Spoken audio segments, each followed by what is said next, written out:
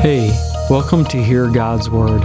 This is Michael Loinger. In this podcast, we study and dissect the Bible to better understand what it means and is trying to say. We'll cover theology and dig into the original meaning through language and word studies. We'll even discuss scientific and historical ties, but we'll always come back to the basics. There's so many layers to the Bible, and it's all important. So, if you want to hear what God has to say, then let's dive in. Hey everyone, so I just got back from Japan, and that's why there was no episode for 2 weeks. With that, a couple things. The first is you might be able to hear that I somewhat lost my voice over there because I got sick for one day with a little bit of respiratory issues and my voice never healed back. Plus, I was talking and teaching English classes despite feeling this way, and so my voice never healed up.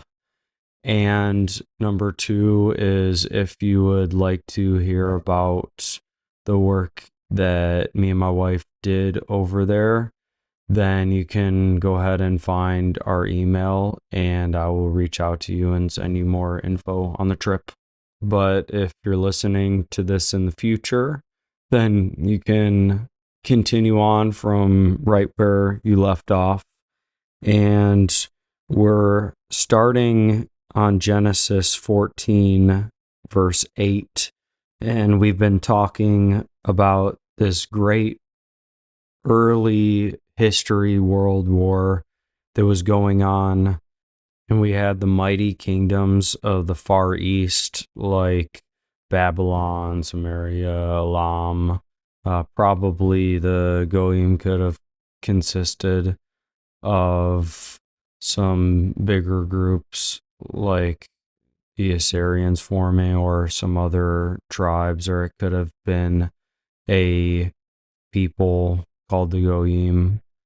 And we have them versus all of these Canaanite tribes. So we have them, and we have both the further east, but also the more western on the west side of the Jordan and the Dead Sea that are especially getting involved with this war. However, the kings of the Far East were swooping around even the Dead Sea, as we were talking about in the last episode. And so we're going to make this short because we actually have covered all of the places and concepts for the most part for what we'll need to know in this passage. So let's go ahead and read starting 14:8. Then the king of Sodom, the king of Gomorrah, the king of Admah, the king of Zeboim, and the king of Bela, that is Zoar, went out to prepare for battle. In the valley of Siddim they met Kedorlaomer, king of Elam, Tidal, king of nations, Amraphel, king of Shinar, and Aruk, king of Elasar, 4 kings against 5. Now the valley of Siddim was full of tar pits. When the king of Sodom and Gomorrah fled, they fell into them, but some survivors fled to the hills. The 4 victorious kings took all the possessions and food of Sodom and Gomorrah and left. They also took Abram's nephew Lot and his possessions when they left, for Lot was living in Sodom.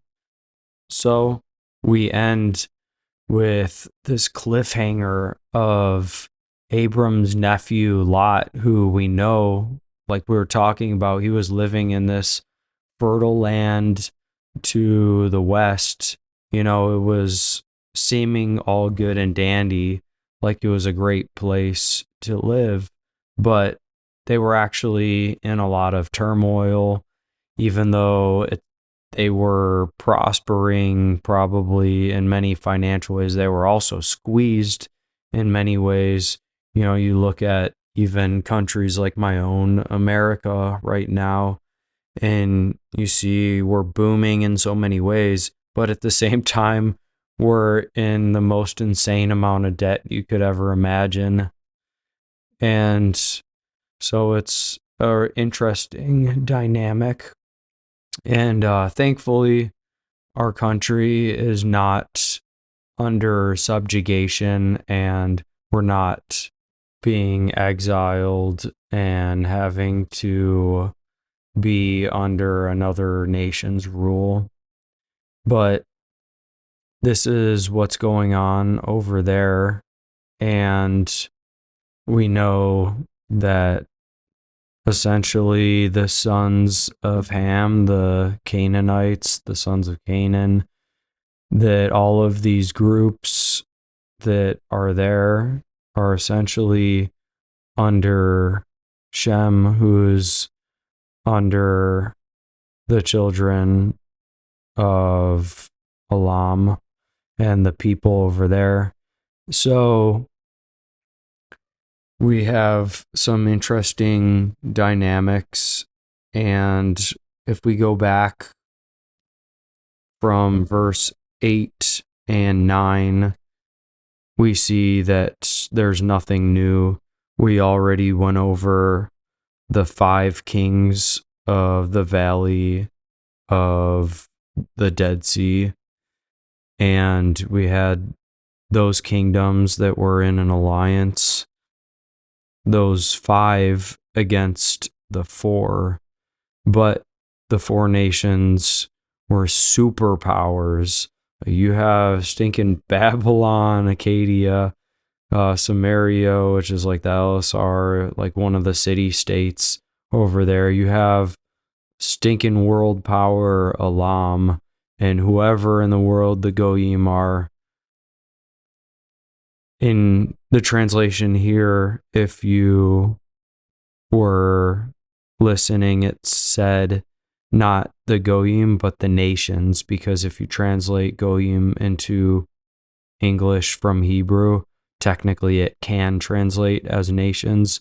So there could have been many nations or people groups or states or tribes that were spread out that were joined into this group. And it kind of goes back to what we talked about in relation to the growing power and span across all the way from the nations we've been talking about, like Babylon, maybe even dipping all the way from like Sumerian Elam, possibly at some point, all the way around the shoehorn.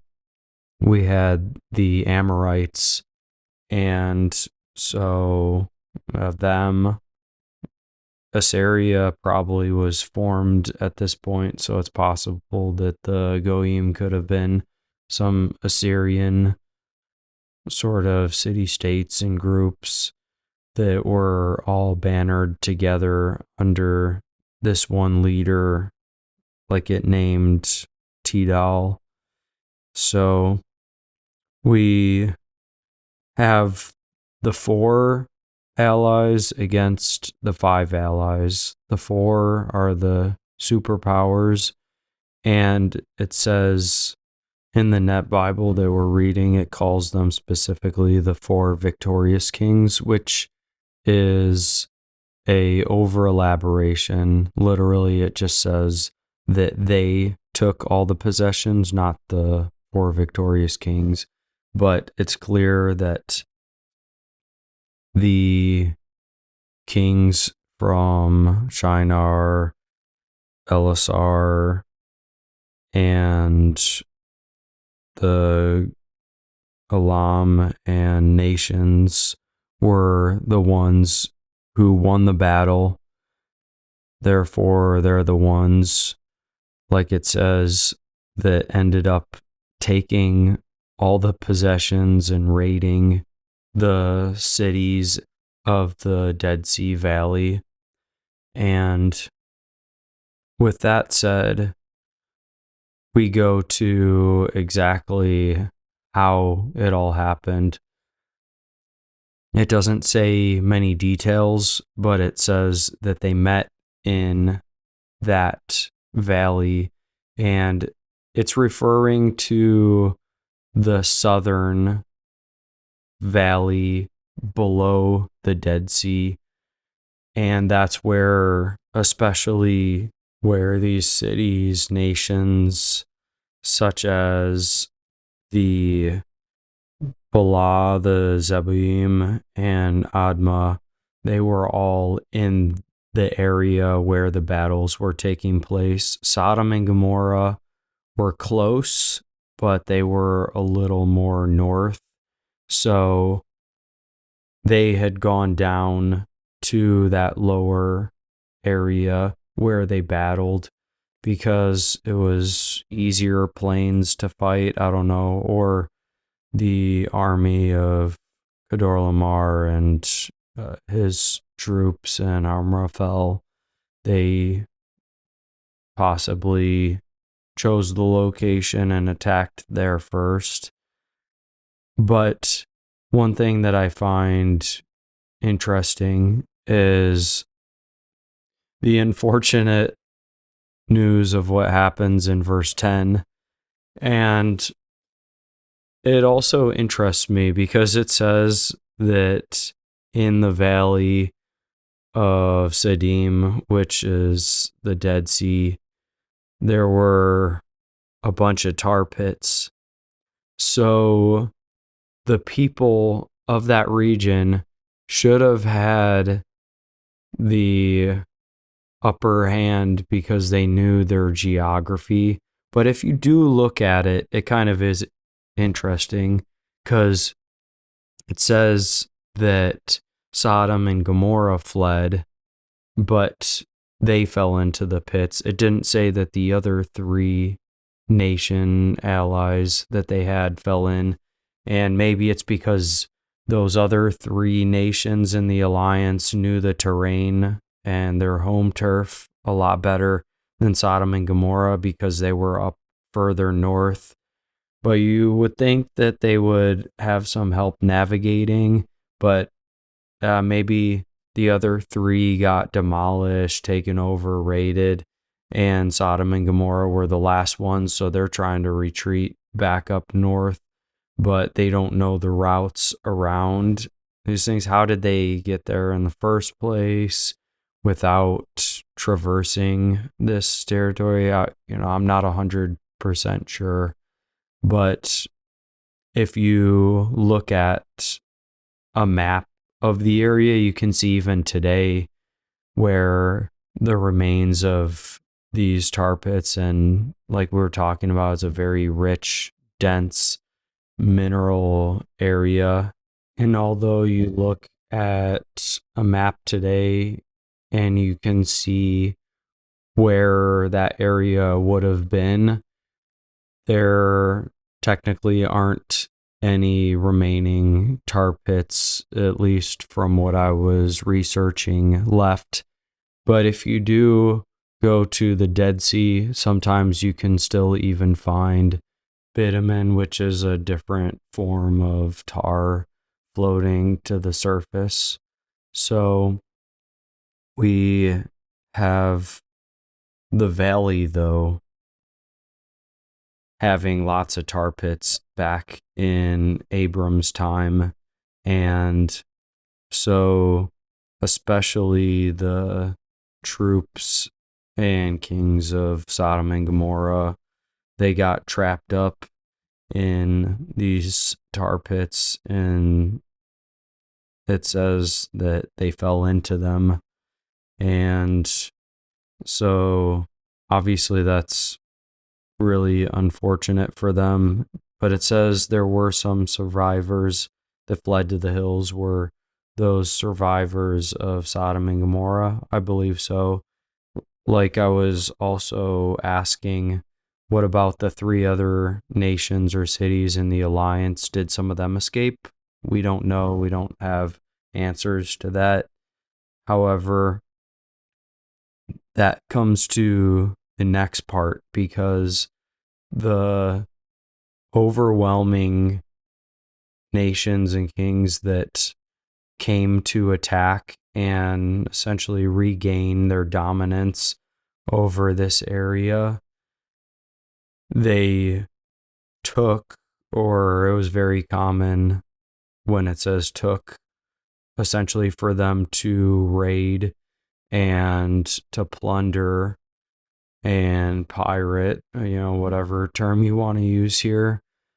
They a lot of times took possessions, they took people, they took servants, and essentially that was their reward for victory. And unfortunately, we see even the same things today. Nothing's really changed when you had all of the conquests of the Europeans. They would take and plunder areas. When you had all of these great and powerful empires of the past, they did that. When you even have some indigenous tribes that are around today, they'll still take and plunder their enemy. So what did they take? They took the possessions. So I'm sure they took a lot of, and as much livestock, as much home goods, raiding homes and houses. I'm sure they raided all of the military equipment that they could. And it says that they also took the food. So you got possessions and food.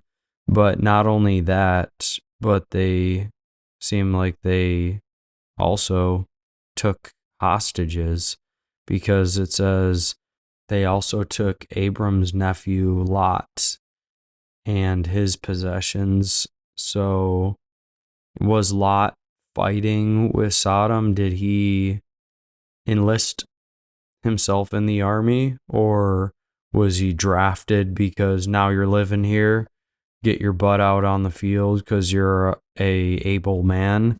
I don't know.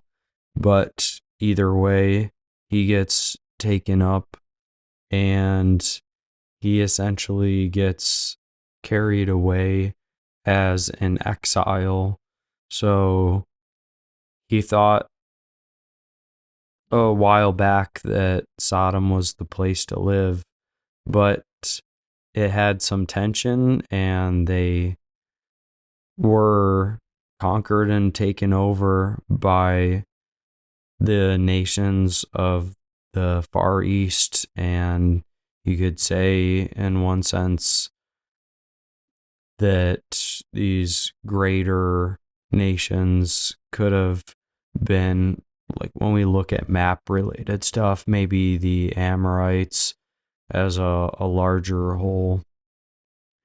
But that's also under the guise of the Sumerians, the Akkadians, Babylonians, and Elam, and even like we're talking about maybe the Assyrians. With that said, Lot's in a rough place, and God was obviously leading Abram to choose the right area, but Lot was, well, like anyone would, looking out for his best interest, and Lot ended up making a unwise decision, it seems.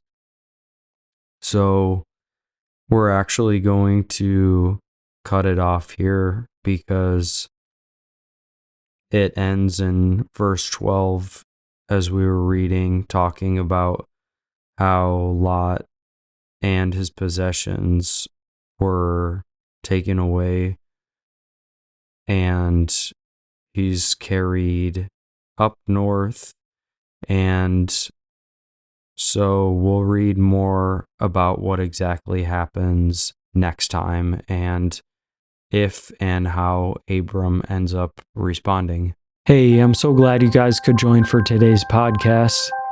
I hope things clicked for you and that you're able to better understand God's Word. Jesus said, "Whoever has ears to hear, let them hear." So, keep on listening to what God has to say, and I'll see you guys next time. God bless.